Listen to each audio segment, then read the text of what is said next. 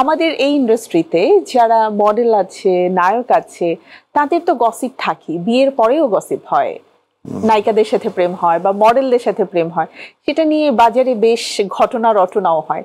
নীরবের কেন কোনো ঘটনা বা রটনা নেই? এখান থেকেও কি দূরে ভাগো? হ্যাঁ, মানে ওই যে আমি দূরদর্শী, আমি অনেক চিন্তা করি যে এটা যদি এরকম কোনো কিছু ঘটে সেক্ষেত্রে এটা আসলে ভালো হয় না।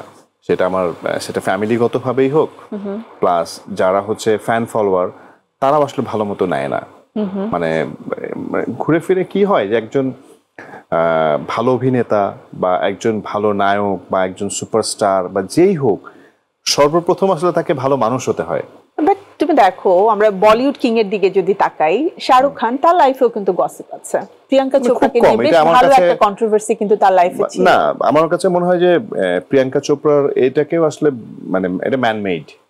হ্যাঁ, যেমন আমরা জানি যে এই যে শাহরুখ খানের যে ছবিটা করেছিল যে I am not the terrorist, my name is Khan, I am not the terrorist, তাকে নাকি এয়ারপোর্টে হিথ্রো এয়ারপোর্টে তাকে মানে ইয়ে করেছে যে কোন টেরোরিস্টের নামের সাথে তার মিল পেয়েছে এই কোন, এটা একদমই পুরো ফুল গসিপ যে এটা ক্রিয়েট করা।